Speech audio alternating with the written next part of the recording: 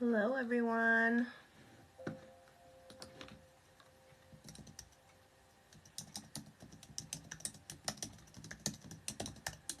Hi Nicole, how are you?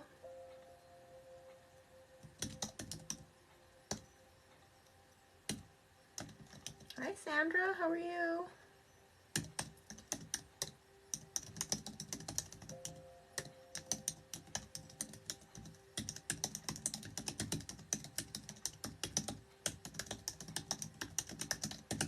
How's everybody?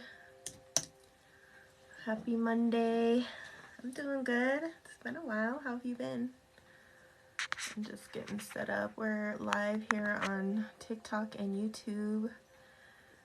Aw, thank you, Lola. You're so sweet. How are you today?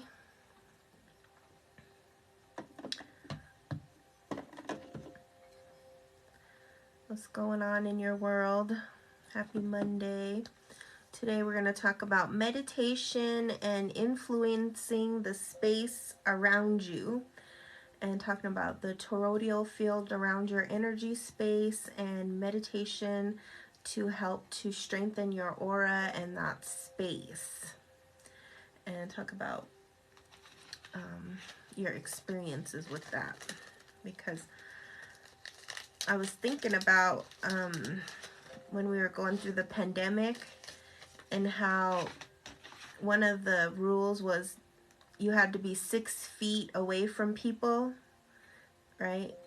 And that has a lot to do with your aura and how much energy, we exude through our field, so that we influence the energy around us at least by 6 feet.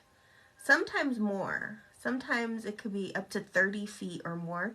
And I don't know if anybody has ever seen those masters in China, masters of Tai Chi and Qigong, who they can just go like this and they can stop 30 men from coming into their field. And that's what I'm talking about, is where the more you can work with your aura and your energy field, the more you can change the vibration and the frequency around you. And at least everybody can get up to 6 feet, and then when you start really working your energy, you can get more and more and more and more. And there's some really incredible footage of like elders. There's one guy who was in it was a bamboo park, but he could just go like this and stop like 30 men from coming towards him. He could just stop them with the power of his energy. And he did it through Tai Chi, meditation, Qigong, and learning how to use his energy field to influence the outer field. So I want to talk about that. Hi, Blissful Oracle. How are you today? So how is everybody? Happy Monday. This is a powerful week. Actually, I talk about it. The next 2 weeks are going to be very powerful. From this full moon to the new moon, watch and see what changes in your life. Watch and see what things the universe brings you, because it's a big push of cosmic energy right now, and it's going to be like, so that's why I want to talk about this topic, because I think the more aware we are of our energy and our frequency right now, the more we can push and pull things into our auras and into our being. With the snow, you're feeling very emotional, I'm sure. This is a very potent time. This full moon is very potent. This new moon that's coming up on the 20th is going to be like, whew, you're feeling excitement, but also heaviness. Yeah, and that's why I wanted to talk about the influence we have in our energy field, because I don't think people really think about how influential your energy field is, and how you can change the vibration around you just by changing your field. And how you do that is through meditation, focus, calmness, understanding that you can not only influence your inner world, but your outer world, because it's all coming from within. And then last week we talked about getting on the new road. Remember, I was preparing you guys last week, and we're talking about, okay, we're all about to hit a big change. And this change is to get you from your old, tired, stagnant road to the new. So if you haven't watched that meditation, I highly recommend you go to my YouTube channel and you can watch the meditation and do it. And then, today we're going to talk about, let's open our energy fields, let's open our spiritual mind and heart and influence, bring in the things that you want to bring in. That's what they call the manifestation, right? But it all starts with what's going on within yourself. So this winter, we talked a lot about the shadow work, and we talked about, how we have to release these old childhood traumas, generational traumas, all that stuff, because now we're in the springtime. And this next 2-week period is really important. You have no desire to influence others. But that's spiritual power. The power to influence each other. Like, if you think about, if you had such a bright, positive energy and frequency that you could change the frequency around you. And I know you all have examples of this. Like, you go to the store and everybody's like heavy and beat down, and then you go in there and you start smiling and you start engaging and you start talking to people and the energy lifts, right? Yeah, everything we do is to influence. It's to bring a new positive energy. You can also influence people negatively. Have you ever went into a space and you're in a down mood and then all of a sudden everybody else goes down? That's the power, because we are made up of water. And we did our water blessing a few weeks ago, or maybe a month ago, where we talk about the power of water, and that's the power within us. And when we use the water energy and our chi energy and all that stuff, we can start to make really positive influences, not just in ourselves, but in our world. Yeah. You hate it so much. I hate people having access to my energy. No, I'm not talking about people having access to your energy. I'm talking about you dominating the energy. Okay. The weather here is killing everybody's positive energy. The thing about that is like a child. When you're a child and you go out in the snow, what do children do when they go in the snow?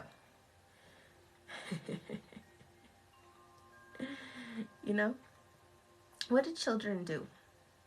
They go and they make angels and they're doing play fights and all that stuff. So there could be a positive to the snow energy. Unless you're like driving in it and stuff. That's usually no fun. But see, that's the thing, is like, when you know you can shift and change the energy around you, then you don't need to really be in that protection mode. Protection mode is actually like a survival mechanism. And then it keeps us separated from others because we're always thinking the other is going to hurt us. But when we step into higher levels of mastery, we start to understand that our energy, as it becomes stronger and more powerful, can influence that energy. And then not only influence it, it transmutes the energy. And that's the whole purpose of strengthening our aura and our toroidal field, is that we can shift and change and transmute the energy so that it's not harmful for us, but in fact positive and influential to others. And that's what most of the ancient teachings are actually talking about, is how to shift and change and strengthen our energy field so that we can make the best decisions, we can make the best positive impacts in the world. And that takes some time and practice, but I wanted to kind of open up this field here because this is the time to shift the energies in and around us.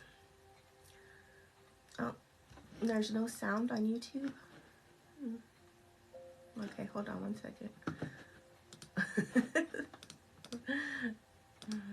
Sorry about that. Thanks, Leslie. So now you're going to see sound on YouTube. Sorry about that.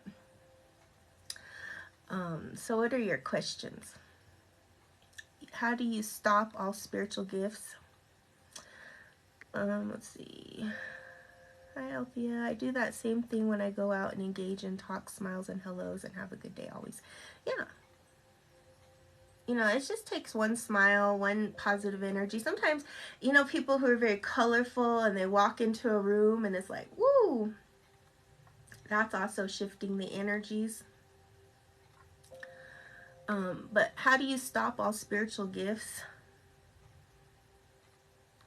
That's a question that I don't think you can do so much. I mean, you can. You know how most people stop their spiritual gifts is they drink or do drugs. And then sometimes it actually intensifies it or makes it worse. And then sometimes it'll numb it out. But unfortunately, when you have spiritual gifts, the only thing you really can do is learn these techniques and learn how to better manage them so that they don't scare you or make you crazy. Is there a religion that would ask less of me? I'm not sure what you mean by that. Ask less of you, like what? I think we got some spammers in here. Anyways, if anybody has any questions on that, we're going to talk about that. So this next 2-week period is really potent for us to remember to think about how our energy is influencing the world around us. And how you will know that is by how other people respond. So you do a vibe check. You go out into the world and you see, you know, where you are. That's what we call like a vibe check. You just see how, you know, the world is responding to your energy.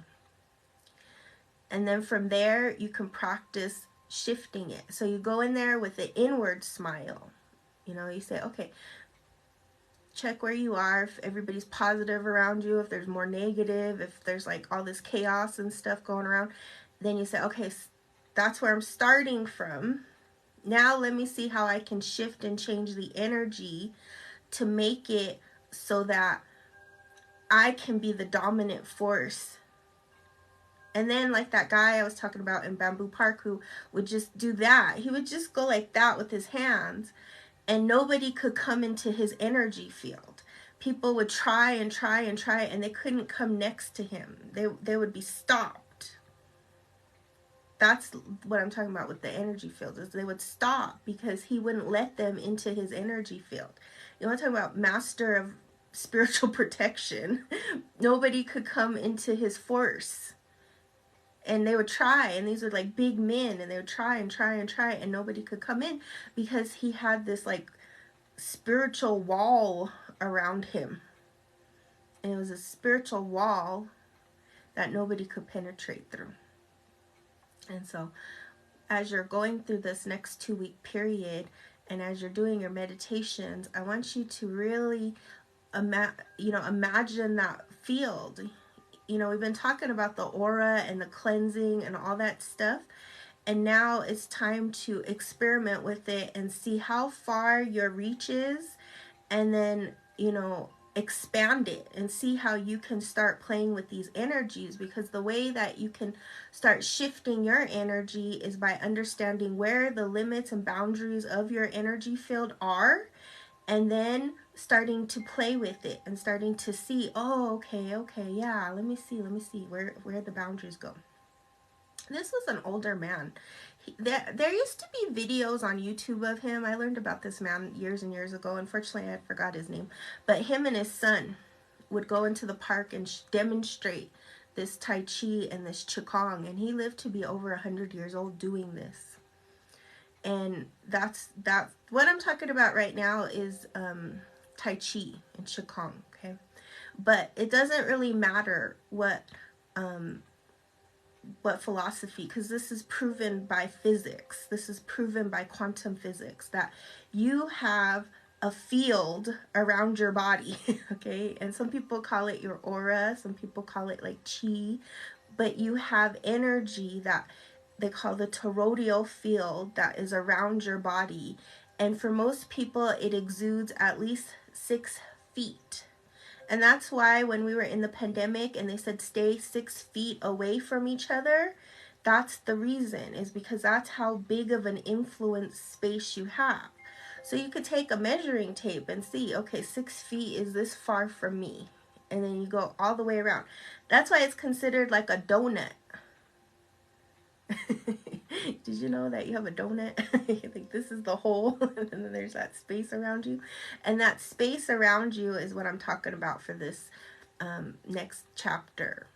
For those of you who are watching, this is important for you to think about in this next 2 weeks, is how far of an influence do I have in my field, in my space? And then when you go out into the world, see, you know, how close people get to that space. Start doing some research, like, oh, okay, do people want to be in my field or out of my field? And if I don't want them in my field, then you learn to push them out of the field. And that's what I mean about transmuting. You learn to push it, and you can do it energetically. And how you would do it is you would see your field being pushed out. But you have to know that you have a 6-foot field around you, and it goes all directions. This is perfect, like if you're going to a grocery store and stuff, or if you're working on boundaries with people. There's a lot of different ways you can work with this, but it's energetic, where you learn to push people and things out of your energy so that even if they wanted to come in, they couldn't, because you've learned to push them out and away. And when you learn to do that, then what you're doing is you're dominating the force field. You're dominating the energy space. And so a lot of people, you know, especially empaths, they don't like people up in their space, you know? And so this is a good way to get them out of your space. And you don't have to say anything. You do it energetically. Yours is a lot bigger. Yeah. And the more you meditate, the more this force field gets bigger and bigger and bigger and bigger. The more that you work on understanding your energy, doing, you know, things like yoga, tai chi, qigong, prayer, meditation, altars, you know, all that stuff is strengthening your energy field. And I think in this time, it's really important to know who and what your influence is, and how to make it so that when you walk into a space, when you go into a space, you don't shrink, you grow, you expand, you own it. And then as you advance, you transmute and transform the spaces. And I know a lot of people have experienced that in their lives. Like, you know, we're energetic fields. We're energetic beings. And wherever you go, you're somehow influencing that time and space, right? You like the donut analogy, Sweet Pea? But it's true. It's the toroidal field. That's actually what the donut is. It's a metaphor for your energetic space. And then, you know, another thing that's really interesting about this, because when you go deeper into meditation, is the clothes that you wear in meditation and in your daily life. And there's a reason why very high-end brands use the cottons and the linens and the high-end, you know, materials. Because those things, even if you read the Bible, it talks about the cotton and the linens, and the linen is actually, linen and wool is exactly like the highest energy field. Like when you're wearing cotton and linen, it's actually the best to wear. They feel significantly better on your skin. Yeah, and they're significantly more money. Like if you go to a very high-end clothing store, it's almost all cotton or linen or wools or alpaca or some kind of high-end material, because energetically those are the highest vibrations. And when you put them on your body, you're amplifying your energy force. You know, when you wear nylon, polyester, even silk, they lower your energy field. And when you wear pure cotton or linen or hemp, those kind of wools, they amplify the energy, and they've actually done studies and tests on it. There's actually a whole list of materials that when you wear them on your body, they not only lower your energy field, but they also cause diseases in your body and system, and infertility in some cases. So this is why in ancient times they talk about even the clothes you wear that are most important, because the clothes go with the whole thing, the energy field. And it's not even really talked about. You know, even when, you know, farmers and stuff, they wear the 100% cotton jeans and they could work all day, is because it's amplifying their energy fields. And this is something I think we have to think about too, is what kind of clothes are we wearing, what kind of materials are we putting on our body, and then how we're, you know, using our energy and our life force when we go into a time and a space. Until, you know, and especially when you're going around your family or people who have more of a connection with you and are used to treating you a certain way, you can work with this and say, you know, let me practice this technique of pushing my energy field out and see how people respond. See how, you know, you get stronger and stronger. And that's why they would do those. Tai Chi is all about pushing energy and pulling energy. Pushing and pulling, pushing and pulling, pushing and pulling. And then in shamanism, we talk about breathing, breathing in, breathing out, breathing in, breathing out, because it's doing the same thing. You're learning how to influence your energy field, how to push and pull, push and pull, push and pull. And as you learn how to push and pull energy, you will know which energy to push out of your field and what energy to pull into your field. So say, for example, you're working on manifesting a new job or something, right? And you play with this energy technique and you push the jobs you don't want out of your field, and then you pull the jobs you want into the field. And that starts with the mind. And then you could do the breathing techniques, you could practice, you could do different exercises, but it's all about now strengthening our energy fields. Because when we strengthen our energy fields, this is the time to manifest. As we've been talking those last few weeks, is that this is the time to manifest, because we're in the spring season, we're in the full force of the nature's new year, and it's a great time to work on your energy field and attracting what you want into your life. Attracting what you want into your life and repelling what you don't want, and healing and transmuting that which is, you know, in your force field. Because everything comes to you for a reason. Everything is in your life for a reason. And it's like recycling time.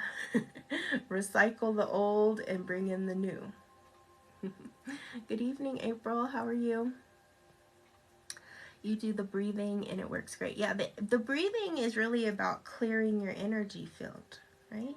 Clearing in and out, in and out, in and out. And it's also, when you think about breathing, you're breathing in life. And you're exhaling whatever is toxic or whatever you don't need. And you're constantly doing that. You're breathing in, you're breathing out, you're breathing in, you're breathing out. And so you're clearing your channel. And when we do journeys, or when we go into ceremony and we do the breathing exercises, we're clearing the space for spirit to come in. We're clearing the space for the spirit world, for that connection, right? And to feel it, so that we go into an ethereal place, because ethereal is where the spirit lives. It's in the ethers, which is the air. So we go into the air energy. But for this next week, you know, I encourage you to practice. You know, first you're going to do some breathing, and then you're going to sit and feel your energy field. Feel where your energy field begins and where it ends. And like I said, at least 6 feet. And we'll do a meditation here at the end, but at least 6 feet. Feel the 6 feet energy field. See the boundaries of your energy field. And then sometimes like another being or another person or an animal, you know, might come in, and then you can see, oh, okay, that's, I could feel it. I could feel it. That's where you want to get with this, is like, I could feel the energy. I could feel the energy when it's near me. And you're in meditation, when you're closing your eyes.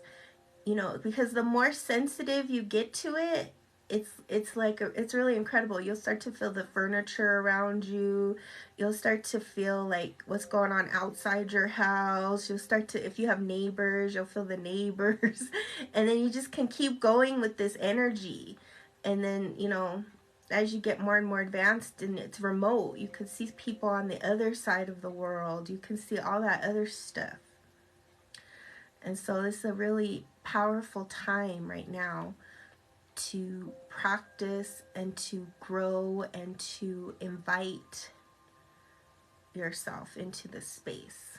And then ultimately to manifest. Think about, you know, if you could change your field and you could eliminate the toxicity and then attract and bring in the positive and what you really want, just think about there's no limit to that if you can do it with your energy field.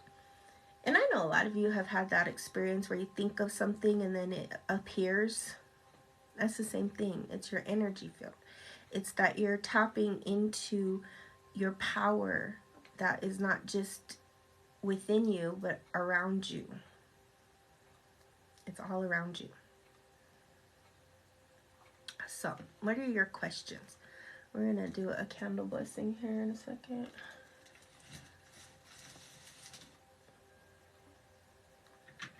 And we'll do a meditation to practice this.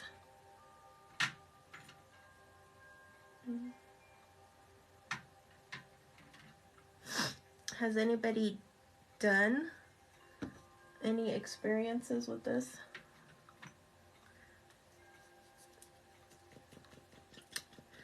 We've been talking about the meditation and the cleansing, right? So we first started with 1 minute, morning, noon, and night. Sorry, I want to sneeze. But then we talked about the, you know, the cleansing, how you clean your aura, right? And then we also examined, you know, changing the frequency, changing from one road to the other road, to a new road. So everybody who's been joining us on the Meditation Mondays has seen some of that. Now, where we want to go with our meditation is this concept of your aura. Okay? The aura. You envision a bubble around you. And what's the bubble for? You know, there's a lot of different bubbles that I hear people do. And I think bubble is for protection or something.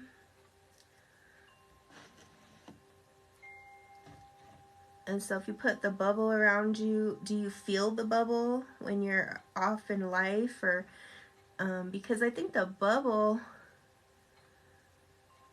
I think it would be good to see, you know, how far is your bubble? Because if you have 6 feet around you, you know, then you'd have to put the 6 feet bubble around you. I don't know. Your mom is in observation in the hospital. Yes, we will send prayers to April's mom. I'm going to do the candle blessing her. But it's permeable to things I want to allow in it.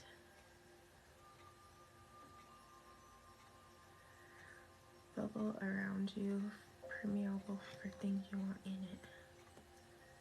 So, I guess my question would be is like, what's the purpose of the bubble?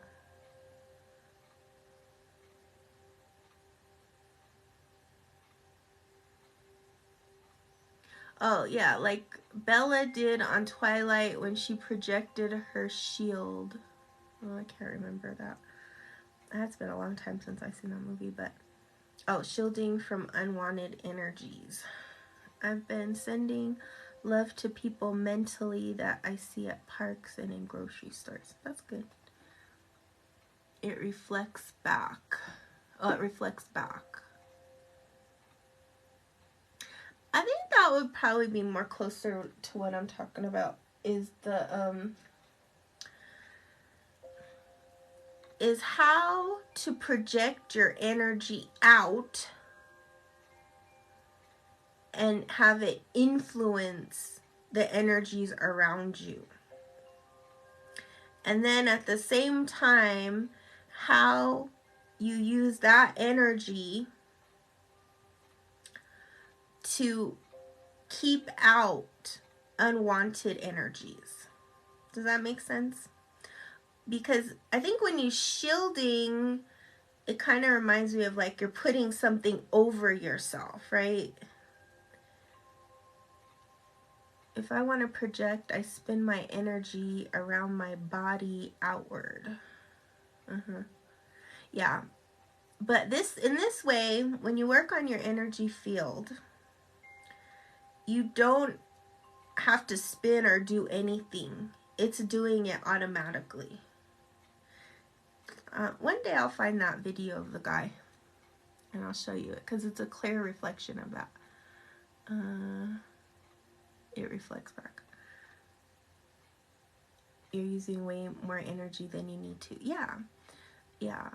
It's like, how do you notice, like when you walk into a room, your energy will either expand or shrink. That's what you want to first notice. Is when I walk into a room filled with people, do I expand or do I shrink? You know, when you expand, that means you're influencing the energy. That means like people are looking at you, you're owning the space, you're confident, you're walking in, and people are responding to the energy.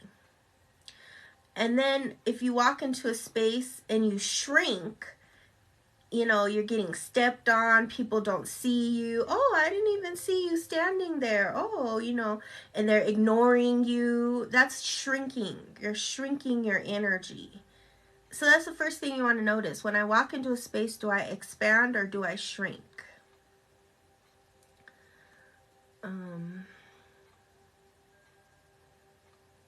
The word you use for the wall around you. Oh yeah, the toroidal field.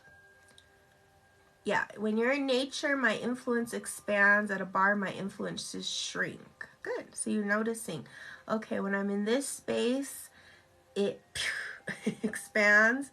And then when I am in this space, it shrinks.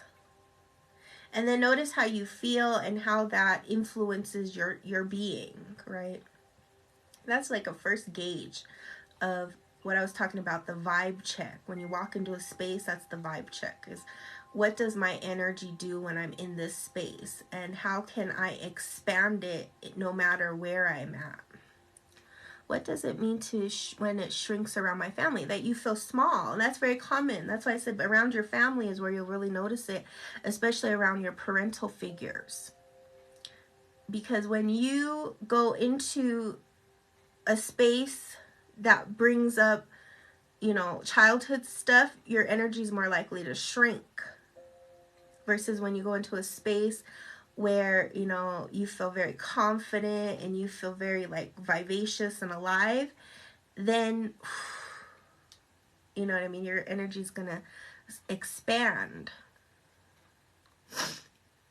What if you expand in a big space and you're an impact? Okay, see, this is why we're talking about that. Do you pick up all that stuff? Well, if you're doing it right, no. Because you're in an expansion energy. And when you're in an expansion energy, what your energetic field is doing is it's transmuting. See, this is the thing I think a lot of empaths don't talk about or know, is that your power is transmutation.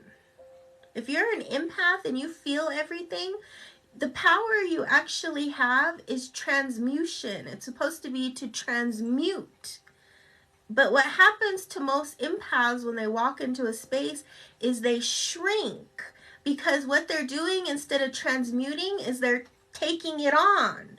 They're taking on everybody's pain and suffering and this and that, and then they're feeling heavy and sad and weighed down and this and that. But actually, if you reversed it and you didn't accept it into your field, but rather you built this energy field where you use your toroidal field to transmute, then you're never going to feel tired and depleted. But instead, what you would be doing is you would be giving everybody around you energy. And that's the part that I feel like a lot of people don't understand about what it is to be an empath. An empath's greatest gift is that you feel other people's pain, and through your energy field, you transmute it.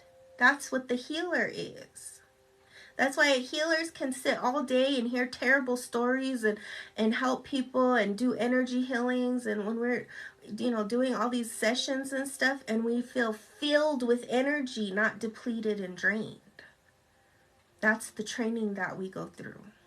Is that as a healer, especially when we go down a shamanic path and we learn shamanic healing, we should not feel tired and drained. We should feel filled with energy because we've learned how to use universal pain and transmute it to positive energy. That's the whole thing. And I think that's where a lot of people don't understand the power of an empath. The real power of an empath is that you transmute, you change, you shift, you transform energy so that other people feel better. And that's why people, when you're around an empath and they're in that power, people feel better. But you shouldn't feel worse. That's the problem. Empaths should never feel worse after talking to people, working with people, healing people. Yeah. What does that say? I feel that people should learn to heal their own pain instead of spiritually bypassing by relying on empathy and healers. Yeah, but the spiritual bypassing is when you completely ignore the pain, right?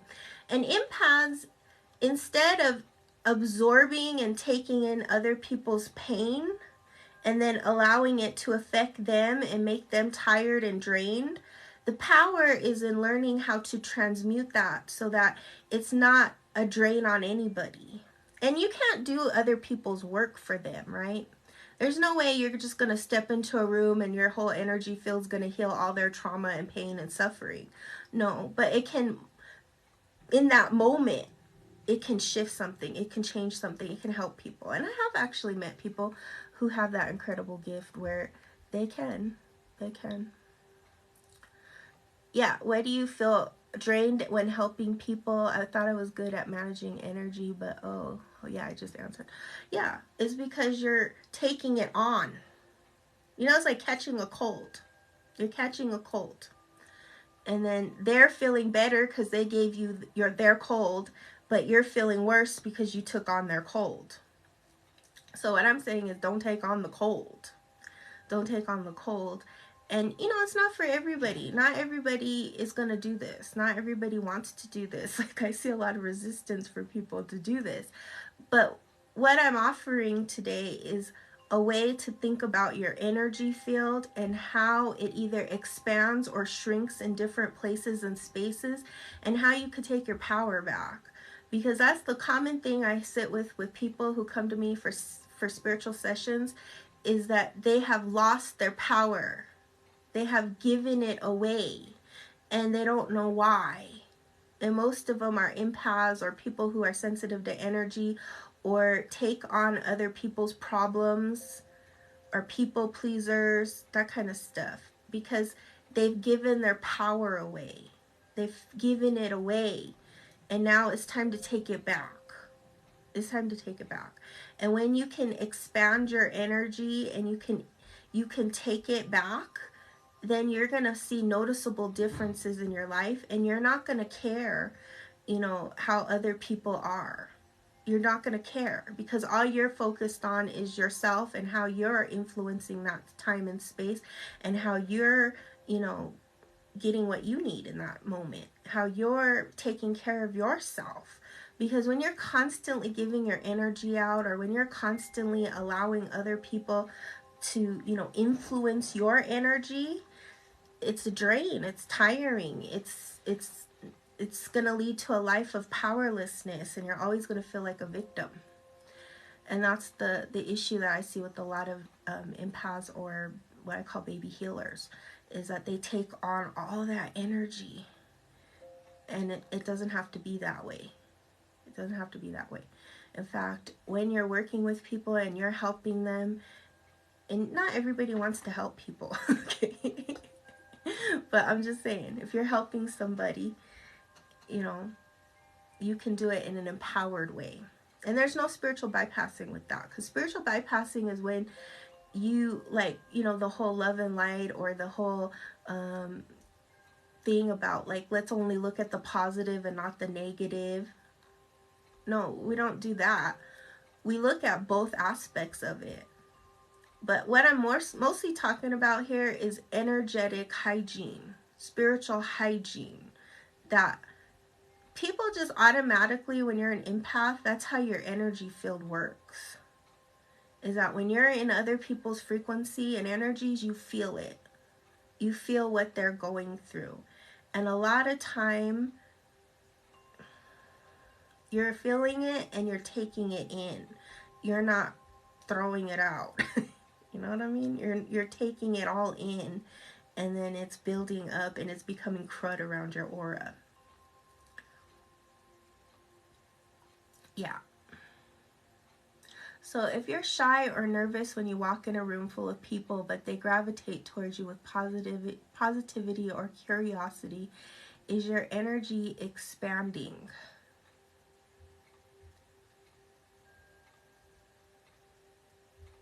Yeah, I mean, that's a vibe check. So that means that something positive is going on in your energy field. But I think that's another common thing, is that a lot of people who have that type of energy field, they don't want it. They don't want all the attention. They don't want all the energy, because naturally people are gravitating towards the healers.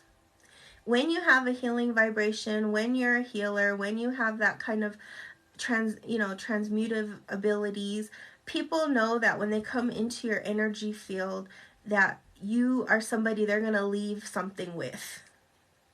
It just happens. And how you know that is, like, when you go into a place or space and people just dump stuff on you. And by dumping, I mean they tell you their whole tragic stories, their whole life. And everywhere you go, it goes like that.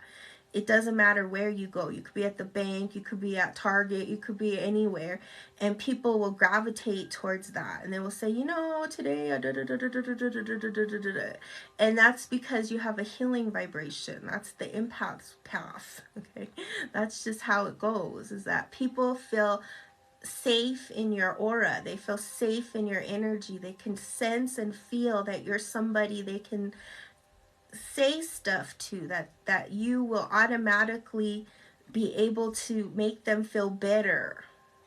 That's really how you know you're a healer, okay?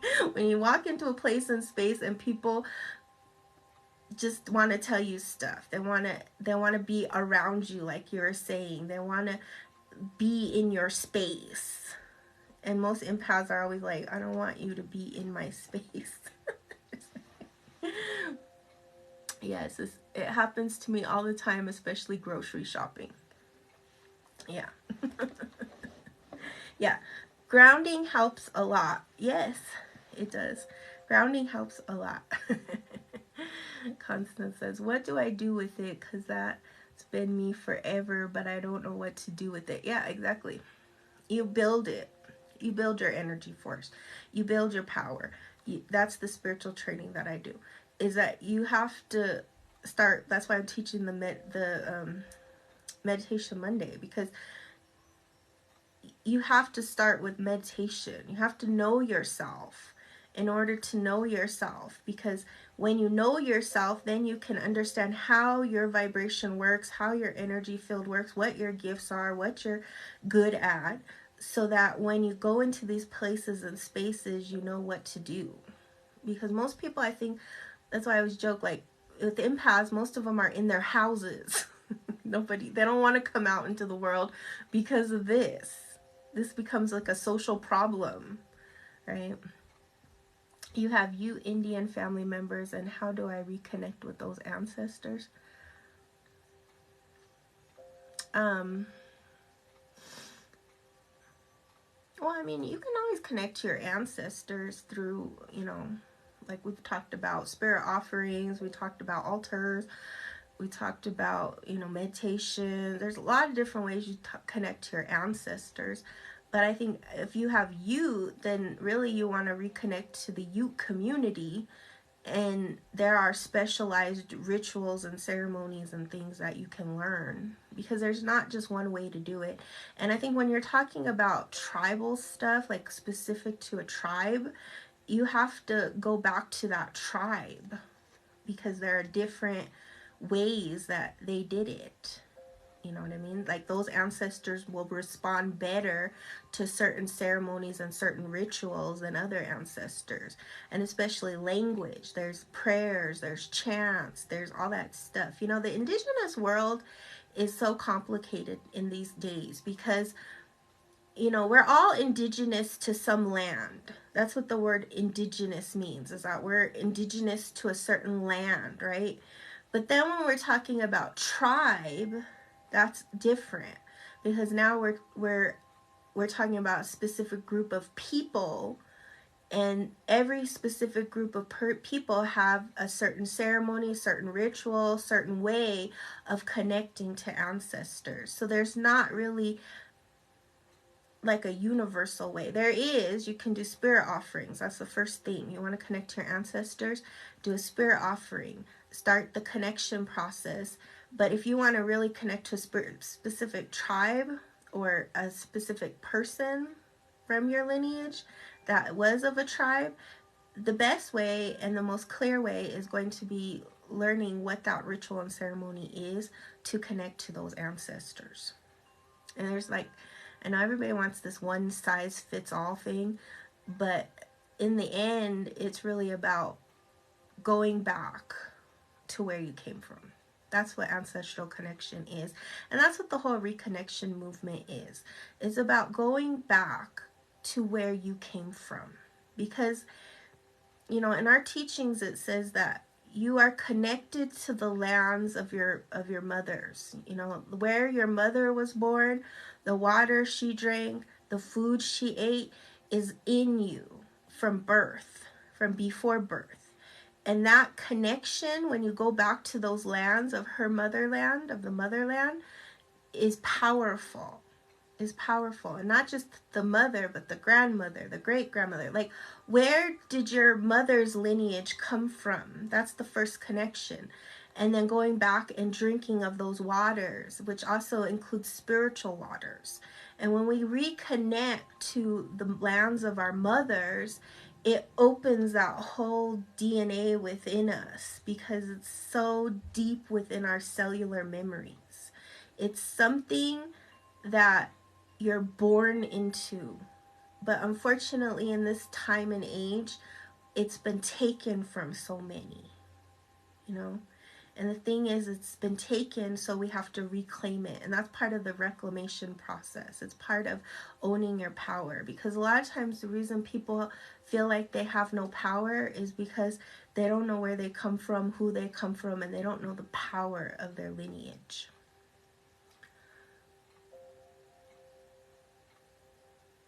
Yeah, and this is a common one. Sweet Pea says, I just don't know how to transmute it because it's a sad story. Then I feel bad and think about the person later. See, that's the heaviness. That's the weight. That's the taking in. Most of your family has been a cult for generations. My great-grandmother was a full-blooded Ute Indian. I really don't know her. I might find more. You know what? I would start, Ute was all of Colorado. But the Ute reservation is on the tip in the Four Corners area. There's Mesa Verde. Like right there, that's the Ute reservation. And I would go back to that reservation and connect to the land. You don't have to connect to the people right now. Utah, yeah, the Four Corners right there. But there's a Ute reservation in Colorado in the Four Corners area by Mesa Verde. And part of Mesa Verde is the Ute Reservation. I would go back to those lands because that particular spot right there that I'm telling you is the place of creation. Okay, that is where the ancestors said we were created. Like even my ancestors on my father's side who are Taos Pueblo, that's where our creation story is that whole area right there. That's why it's so sacred. And I will go back there if you can. When you can, I will go back there and do some offerings and pray and meditate and ask the spirit world to open the doors for you. Because once you ask the spirit world for the doorway appears. The people will come. The community will arrive. All the things will happen because it starts spiritual before it becomes material. You're the cycle breaker, but I don't know how to find anything about my actual lineage. School it out. Hi, Sonia. That would take like genealogy work to know your actual lineage. Like, if you don't have any elders in your family that you can go to, you have to go to genealogy work. You have to start with what you know. And this is like common problem for people who are adopted, you know, and then genealogy work is different than what do they call that? The blood test or the DNA test. Because the DNA test will only tell you, you know, what you are. You know what I mean? It'll only tell you, oh, you're this percentage of this and this percentage of that and that percentage of this. Aw, thank you for the flowers and all the gifts. But genealogy work, knowing who your mother, your father, your grandmother, your grandfather, your this or that, you know, going down your family tree is different because then you start to understand who your lineage is. You know, it's more specific to you. It's the road. It's who you are. And, you know, in Asia, like on my Korean side, we have a family tree. And the thing about the society in Korea is that you have to have a family tree. Because in Korean society, if you don't have a family tree, it's hard to get a job. It's hard to do anything in the society. Because that's how important your lineage is. In Asian society, especially Korean society, you have to have a family tree because that means that you have roots. It's that important. It's like if you have no roots, you can't get a job in Korea because you don't have roots and nobody will hire you because they consider that to be so lowly. It's sad. In the system that they are, is like, because everything was written down for thousands and thousands of years. So when you don't have a root, it's like, what kind of bones do you have? What kind of blood are you flowing with? Who do you come from? Were they criminals? Who were these people? And so it's like a real big stigma. And unfortunately over here, because of all this stuff that we've went through with colonization and everything, we've lost our roots. You know, we're trying to piece them together now. That's the whole reconnection movement.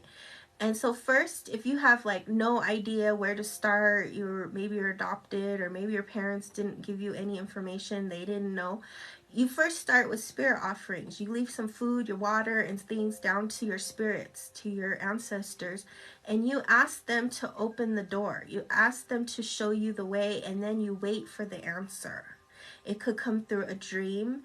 It could come through an idea that just shoots in. It could come through a distant relative. It will come. But you have to be diligent and patient with the process.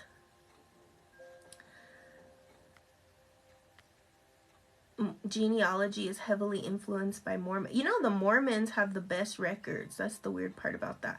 If you go to Brigham Young University, they got all our records. Yeah. Well, the thing about it, though, is like, people want to know who they come from. That's the thing. If you don't know who you came from, it's like you have to go through these systems and places to find where your root is because they stole it. You know, the Vatican has tons of records. The Mormons have tons of records. They have all our records. They have all our bones. Somebody in the Skull and Bones has Geronimo's skull. You know, all those things have to be returned back to where they belong. You know, and part of it is we have to reclaim, who do we come from? Where are we from? Who are these people? What can we get back? What can we take back that was stolen? I can't wait to look at your other videos. When are you usually live? I'm live every Monday at 8 p.m. Mountain Standard Time. And you can always go to my YouTube videos under the live section. Yeah, thanks for asking. They colonized the record. Yeah, I'm sure they did. That's the problem. Everything colonized, right? But there's a truth somewhere in there. That's the problem. You know, and there's a lot of, you know, the way that I had to piece back my records from my father's lineage, because it was all scattered all over, was luckily I talked to my great aunt who had she'd stacks of papers, and I got them before she died. I'm really glad I did that, because I was able to, you know, and then after my father died, a lot more stuff came out. So I was able to see, you know, all of it more clearly. But if you don't have that, especially a native, you know, the problem with a lot of native families is they hid that stuff because they were afraid of people finding out. And so a lot of stuff was hidden, you know, and they would deny it, and it was all secret and stuff. So now in this time, if you have elders in your family, get as much information as you can. That's the best way to do it.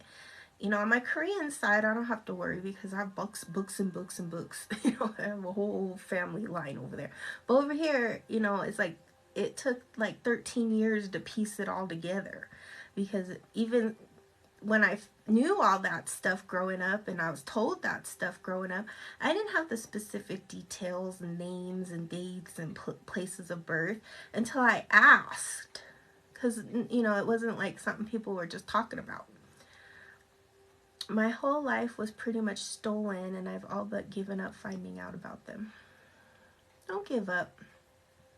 You don't have to do a DNA test. But I would do the spirit offering first. Your family just destroyed all the records, and everything that was left they got rid of when I started. Because it goes in a company database. Oh, yeah. Yeah, think about the trip to Mesa Verde. They got rid of all your records because you were asking questions. Oh, I'm sorry. You know, that's the thing. That's the thing. And you know, the funny thing is that, like, now, everybody wants to know, because we're coming back into our power. We're coming back into who we are. And part of that is understanding and knowing our lineage. Because that's our bones of the roots of who we are. You know what I mean? So it's powerful. And it's unfortunate that a lot of people, you know, don't have the resources or the people in their families that will share that. But I think there's a spiritual solution to every problem. And I think first and foremost, it's taking back your power, taking back your energy field, and then connecting to the spirit world and saying, you know, I'm ready to know my lineage. I'm ready to know who I come from. I'm ready to see my ancestors, and I'm ready to walk with that power. And they will appear. I've experienced it. They will appear. You know, and I think one of the things that, you know, I didn't really realize until I started looking on TikTok and stuff is that, you know, this reconnection movement is really sloppy. It's really sloppy. Sorry. It's a very sloppy thing. And I'm glad I wasn't part of that. Because it's people attacking one another and dividing themselves. And it's not supposed to be that way. It's not, oh, I'm Yaqui Indian, I'm this, I'm that, I'm this. It's not about that. You know who you are. You don't have to fight for who you are. Okay? It's in your bones. It's in your blood. You don't have to fight for it. All you have to do is embrace it and walk your path. Your path will lead you to the water that you seek. Your path knows the way. You are a flowing river, and your river will flow, but you have to direct the river and say, I'm ready to go this way. You know, because the whole fighting thing is really, you know, it's really sad to see that that's what's happening. I see these lives where people are on there fighting each other over silly stuff, about words and things. It's not that. Reconnecting is reconnecting to the bones of who you are. And nobody can take your bones. Okay? Nobody is but I think it's because we're so scarred and so traumatized from what has happened in the past, and we're stuck in it. And it's like now we have to move forward in it and know that everybody had their past taken. You know, even the people who came from Europe or other countries, all of them, they're going to have to go through the same process of looking and seeing where they come from. Because it's not just a native thing, it's not a white thing, it's not a black thing, it's none of that stuff. It's not about color. It's about reclaiming your power, your genetics, your DNA, the beauty of who you are and the people that you came from. And just like, you know, my Tonopoali teacher always talks about, it's on your face.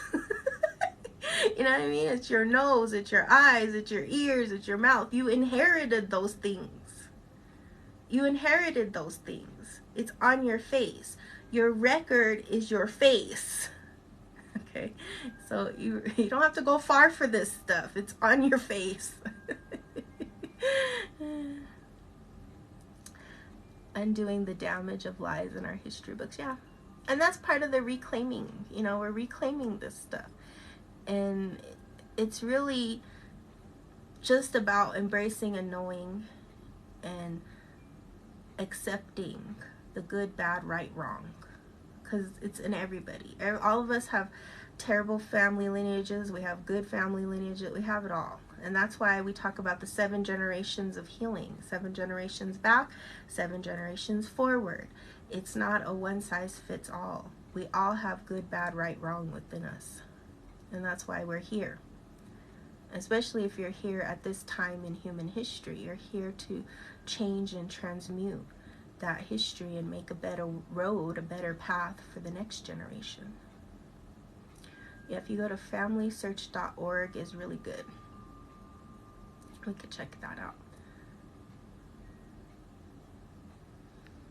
Well, first you have to see constant chaos. Why are you not dreaming?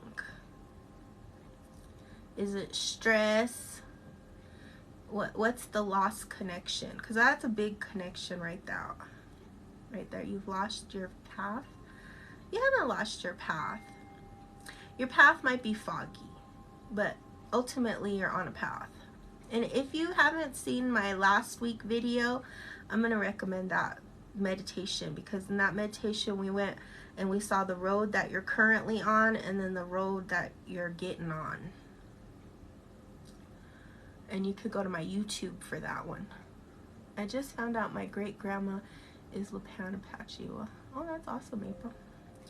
See how it comes out? Out of nowhere your lineage will appear. I don't know. That's the thing about it. You don't have to go far for it. But most people aren't even looking. So if you're looking, you're on the path. That's what I used to always tell my students in meditation. Because one of the most common questions I've gotten over the years is, am I a good person? You know, I always thought that was a funny question. And then I was talking to another friend of mine who's also a healer. And she was like, that's not a funny question, because I think everybody wonders that. And she said that was one of her biggest questions, is she a good person? And I said, well, I think if you're even asking that, that means you're a good person. You know what I mean? It's like people would also ask me, like, am I on the right path? And I was like, well, yeah, you're on the right path because you're asking the question. When you're on the right path, you ask that question because you want to know, right? But when you're not on the right path, you wouldn't even think of it because you don't care. Or maybe you're so sure you already know. But I think when you're asking those kind of deep questions, then you're on the right path. Because most people are not asking those questions. Most people are not even thinking about it. They're not even thinking about it. They're so self-absorbed and into other stuff. But when you're asking deep philosophical, existential kind of questions, that means that you're searching for something deeper within yourself. And eventually, as you keep looking for it and you keep digging and you keep searching and you keep working on yourself and you keep expanding into the truth of who you are, you're going to find it. You're going to see it. The universe will reveal it to you because you're asking the right questions. If you're asking all the dumb questions, the universe will bring the dumb questions. But if you're asking the deep, philosophical, existential, spiritual questions, the universe will answer them. They will answer them. You will get the answer. I ask myself all the time because so much bad has come to me. And I think that's the common thing that I talk to a lot of clients about, is they say, why do so many bad things happen to me? I'm a good person. What's wrong with me? And then and I think this comes from religion, we associate that when we are a good person, only good things are supposed to happen to us. But in the native teachings, it's all about balance. You will have good, you will have bad, you will have right, you will have wrong. It's how do you respond to the good, bad, right, wrong? How are you walking in beauty through the horror and tragedy of this lifetime? So there was always this acknowledgement that life is not roses. Like life is not just, la-di-dee, la-di-da. That life can sometimes bring us the hardest and most tragic and terrible events that have nothing to do with are we a good person or a bad person, because good things happen to bad people and bad things happen to good people. There's no, universe doesn't say, oh, you're a good person, I'm only going to bring you good things. Oh, you're a terrible person, I'm only going to bring you terrible things. It doesn't work that way. The universe brings you what you need at the time you need it, and there's no rhyme or reason for it. That's why people say it's your destiny, it's your this, it's your that. We could go on and on about why these things happen, but the more important thing is how are you responding to the good, bad, right, wrong? That's the whole thing. And how are you balancing them within yourself? Because unfortunately, some of the best people have some of the worst lives. Like literally and truly. If you go and you see some of the most spiritual, most beautiful, most, angelic, awesome people have tragic, terrible, horrible lives. And yet they are managing it in such a beautiful way that it looks easy, right? And then you see the people who are murderers, rapists, terrible people, drunks, on and on and on. And they have all this good stuff always happening to them. They never go to jail. They always escape this. They get out of everything. They're rich. They're famous. We can't look at that stuff. We can't think oh, well, that's a terrible person, so how come all this good stuff's happening?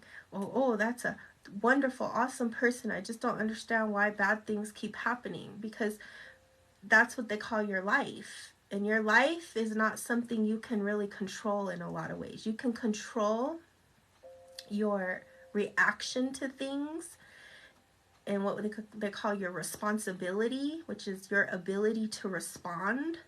But ultimately, sometimes there are a lot of things that are out of our control. And it's unfortunate, right?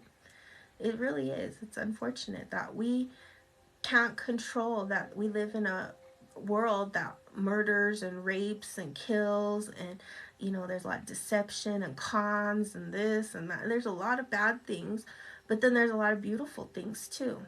There's a lot of beautiful things in this world. And that's why this is such a powerful place to be. They call it the Earth School.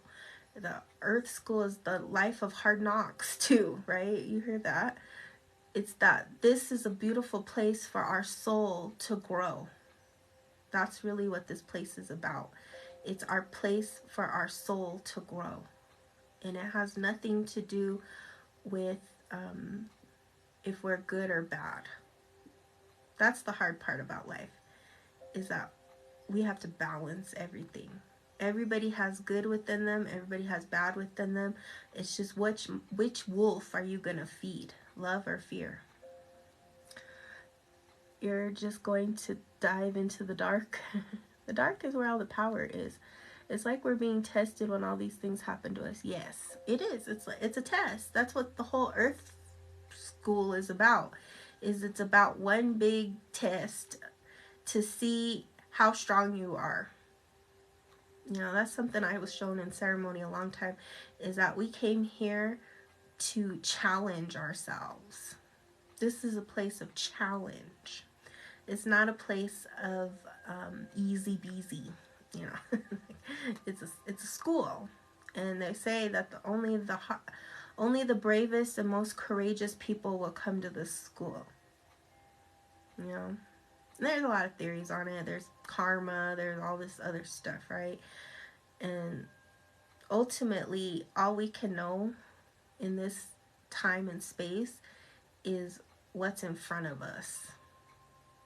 What's in front of us? What's coming? What's going on? What were the conditions you were born into? What can you change? What can't you change? You know, there are things that are variable and there are things that are invariable. There are things that you can change and there are other things you can't change. You know, but ultimately it's about finding your peace no matter what is going on. And that's what this time is teaching us in our human history, when there's a lot of chaos and confusion, is how to remain balanced in a chaotic and confusing world, and how not to be tipped one way or the other. Yeah, I can do hard things, my future tattoo. Yeah. You know, I was telling one of my clients, you know, no matter if somebody cut your head off, you will survive. And I think that's the thing, is you have to have that mindset. That's the warrior mindset, is even if somebody cuts my head off, I'll still survive somehow. I'm going to make it. You know, I'm going to make it. I'm going to achieve my goals. I'm going to achieve whatever it is I'm here to do. I'm going to learn. I'm going to help people. I'm going to make this world a better place, because that's what I came to do. And that's part of the knowing thyself. Like, why did you come here? What is your purpose? Why did you decide to come at this very important, powerful time in history? And how does your energy operate? And how can you make it stronger? How can you make it more productive and more influential and more positive and more powerful? Because you're a powerful being. And that's what this world is trying to take from people, is their power. That's what the harvesting is really about, is how can we take your power and use it for our gain. That's what this whole capitalistic world is really about. It's about how to use somebody else's labor to make somebody else wealthy. But the whole paradigm is shifting. As people take their power back, they're not going to be giving it to these entities who are stealing and robbing it. Instead, they're going to be giving it to themselves, their communities, their families, their world.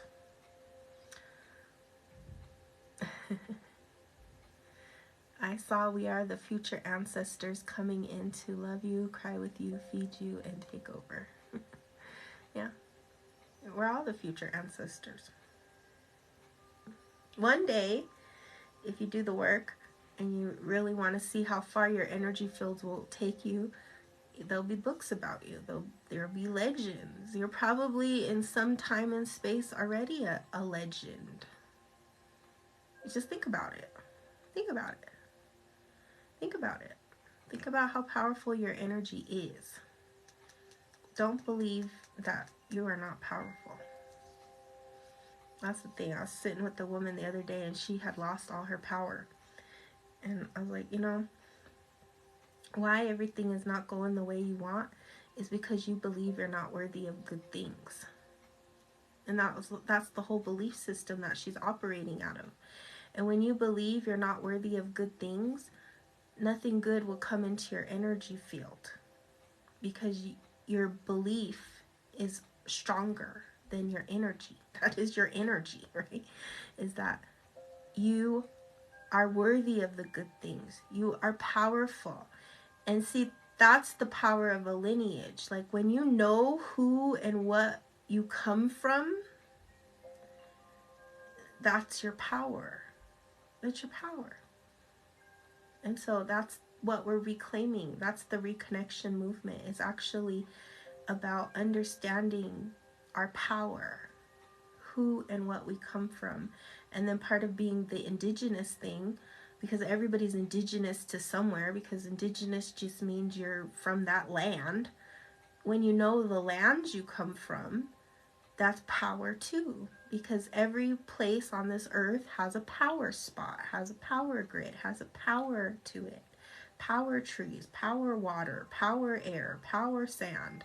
There's power. You know, that the reason people go to Sedona is because of the power in the sand. All that iron energy, that red dirt is iron. It's power. And that's all we're doing right now, is reclaiming our power. So even if you don't know your lineage, you don't know who your ancestors are, they know you. And that's what I always tell my students, is they know you. So you don't have to know them. You just have to connect. That's the reconnection. You have to ask them to open the door, to show you. And you do that through spirit offerings. You do that through prayer. You do that through, meditation. You do that through reconnecting to self. Because like I said earlier, your nose, your eyes, your lips, your ears, your body, your everything is part of that reconnection. It's part of reconnecting to who you are and where you came from. So you don't have to know the specific details. You just have to be willing and open to letting the road open. Alright, so I'm going to do our candle blessing and meditation. We're going to do a meditation too. And the 3 oils that I got for today is protection, which is for spiritual protection. I'm actually, funny enough, we were talking a lot about the ancestors. I'm doing a red candle for the ancestors. And then I have protection oil. I also have money oil, so abundance. And then I have clove oil. And clove oil is one of the strongest energies for removing pain and suffering. Like even if you put the clove oil on your teeth, if you have like teeth problems or any place that is hurting, you use the clove. But spiritually, I use the clove oil to help eliminate any pain and suffering within your being. It could be emotional suffering, mental suffering, spiritual suffering, physical suffering. You know, think about those 3 things. So when I do the oil blessing, I want you to think about, where in my life would I like more protection? Is it spiritual? Is it physical? Is it mental? Is it emotional? Maybe we've been talking about those, energy fields, and maybe in your protection you want more protection, from feeling and absorbing other people's pain and suffering, for example, or you want protection from, negative forces. It could be different for everybody. So I'm going to put the candle here. And so we're going to bless it now with the protection oil. So I want you to just close your eyes and meditate. Just take a moment and really think about where in your life you like more protection. It could also be from, people. Maybe certain people. Maybe work.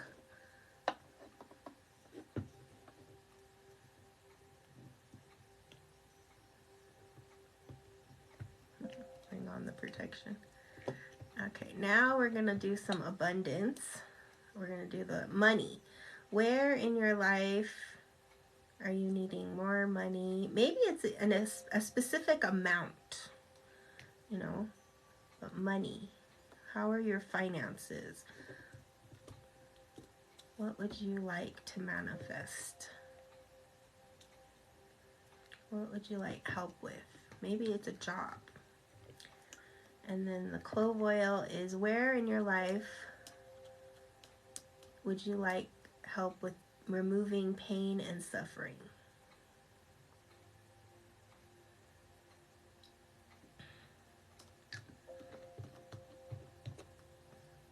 Smells really good. I wish we had smell-o-vision. I would.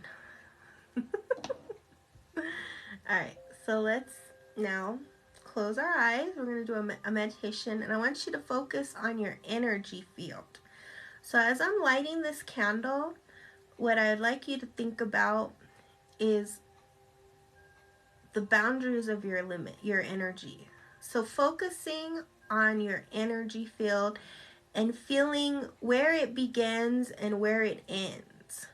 And so as we're meditating, we're going to be kind of seeing, just right now, observing, where does my energy field begin and where does it end? Okay, and then we're going to focus on expanding it. So I'm going to do some expansion with you, but in the beginning, I want you to just now close your eyes and feel your energy, and then we're going to see where your energy field is, where it begins, where it ends, and then we're going to focus on expanding it. Okay, and then I'm going to walk you through the meditation of expansion. Okay, so close your eyes, take a nice deep breath in and out, and I'm going to light the candle. I want you to focus on feeling the power of your ancestors as they're blessing this space, giving us spiritual protection, abundance, clearing any and all negative energies. So you can focus on the flame. And then here in a minute, I'm going to put the flame down, and then we're going to go into our meditation. So get comfortable. Take a nice deep breath in and out as we give gratitude and thanks for this sacred time in this sacred place. And we thank our ancestors for bringing us all together in this sacred community. And breathing in and out.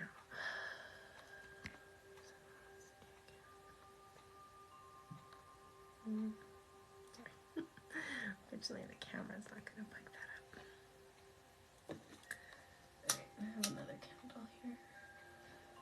Alright, so let's take a nice deep breath in and out. Get nice and comfortable.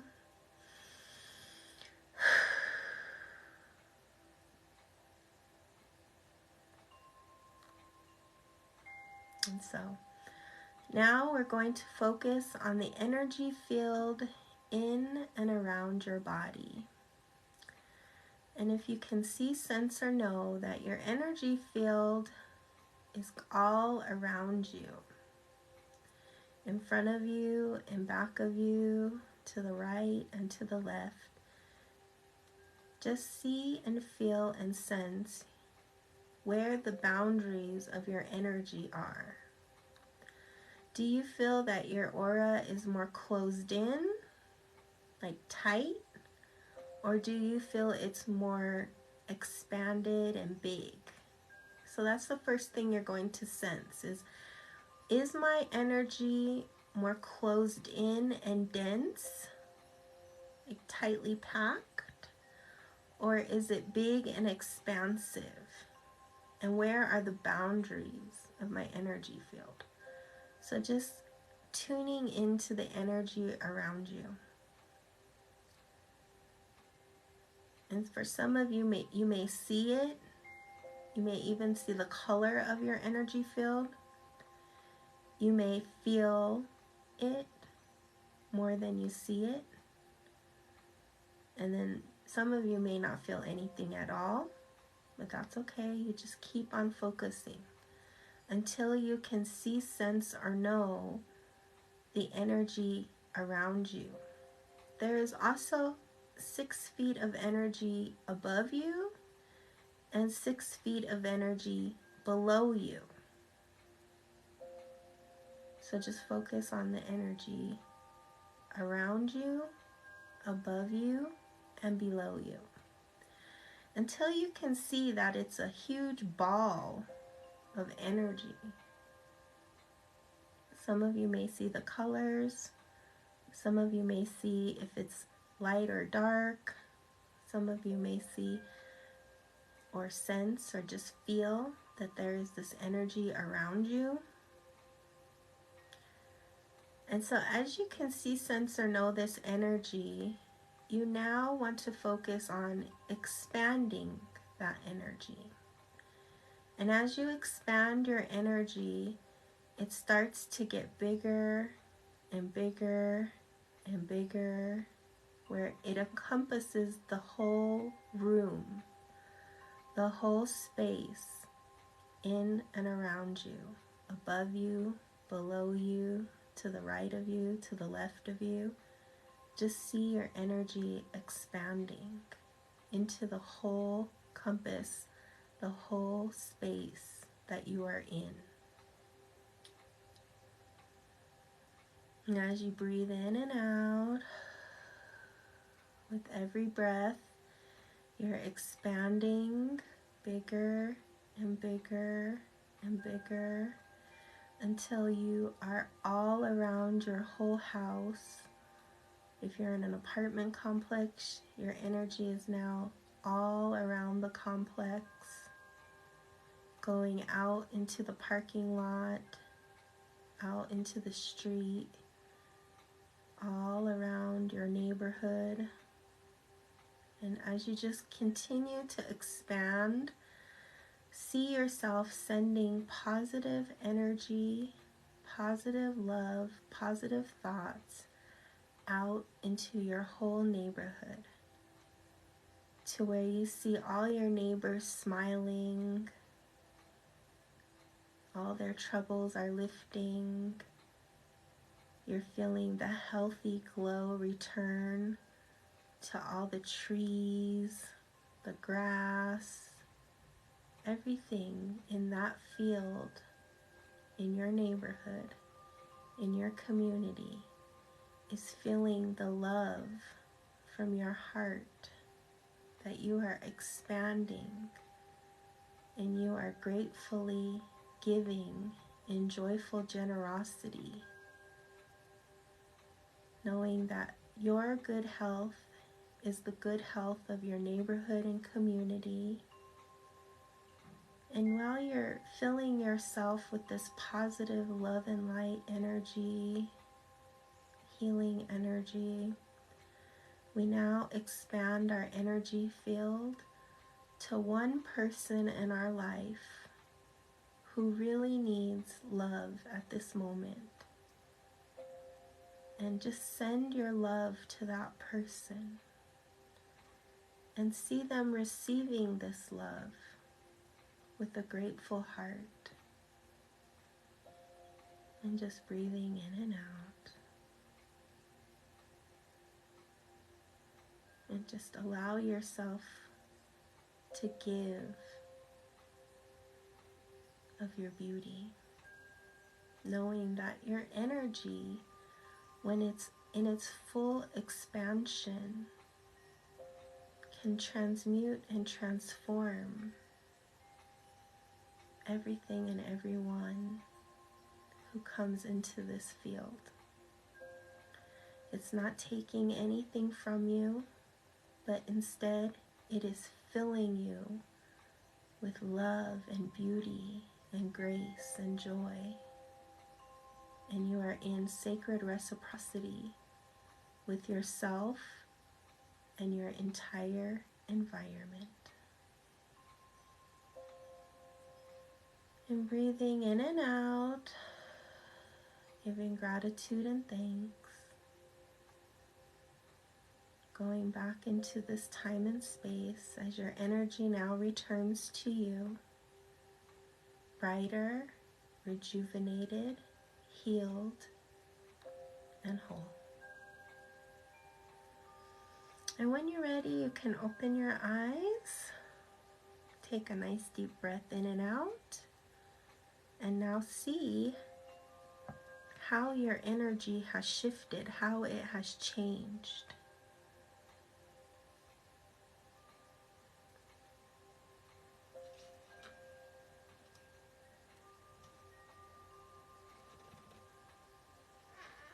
And just breathing in and out.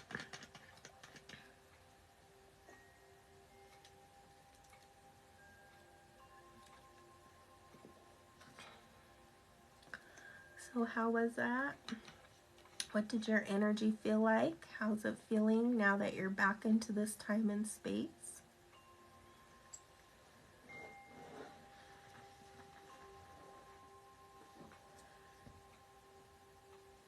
Feeling airy? More peaceful? The dog took a breath when you told him to. Oh, the dog was expanding their energy too. That's cute. Definitely felt good. Oh, good. So I want you to practice that this week. You know, feel your energy expanding. And you see how the difference is between when you're giving with love and generosity, and how, you know, the one thing I want you to remember when you're doing this meditation is that your energy is not giving to the point of draining, but instead this energy that you're feeling is coming back transformed, right? And that's really the practice, is that when you're giving the energy out into your neighborhood, into the one person that you saw and all that, it was like you're giving from a place of pure generosity, and then in that generosity it was transmuting. Electric blue was the cover color. Oh, good. I never saw it that clearly before. Good. Lisa. Giving at all is draining to me. That's what you want to practice, is, you know, how to give without draining. That's the whole trick. And even if you're feeling it in meditation, then that means that there's more, you know, stuff to do around that. Because that's why I wanted to do today's meditation on that, is because it's a common problem that I see all the time, and it causes a lot of pain and suffering because people are, like you're saying, tired of giving. So if you're tired of giving, you want to focus on receiving, right? Yeah, you feel very awake and energized. Yeah, that's how you should be feeling. If you're feeling drained and tired, then something's resisting the giving part. And if you're tired of giving in general, and you feel like people are using you all the time and you're sick of it, then what you want to practice is the opposite, which we'll talk about next week, is receiving. Because in true spirituality, you have to have the balance of give and receive. And that's just in life, not even just spirituality. In life, you have to have sacred reciprocity. You have to have giving and receiving. You have to be able to give unconditionally as well as receive unconditionally. And depending on the shadow work and our upbringing and all that stuff, we either have hang-ups around giving or hang-ups around receiving. And what will happen is we want to balance. And this will show you where you're balanced and imbalanced. Oh, definitely needed it since I left the hospital. Good, April. I was able to push my bubble way out, and everything that came into the bubble instantly smiled, laughed, and was happy. Oh, well, that's beautiful. You know, and keep practicing. And then next week we'll talk about receiving, since we gave. We gave this week. Next week we'll receive. And I'm going to come back for the full moon. So if you're not on my Instagram, follow my Instagram, because on the stories I talk about when I'm going to come live. And if you can't join in, then you can always watch the replay on YouTube. And I think this time I'm going to have to put this recording from TikTok, because part of the sound on YouTube was muted for a little bit. All right, so my timekeeper is here. This is Peaky. And she always comes at the end of my lives to tell me it's time for her food. It's time for her dinner. She's always been like that. I call her my timekeeper. She keeps me on time. So, okay, everybody. Thank you so much for joining. You're welcome, sweet pea. Thanks for joining me tonight. Have a beautiful night, and let me know how your meditation goes. Until we meet again, many blessings. You're welcome.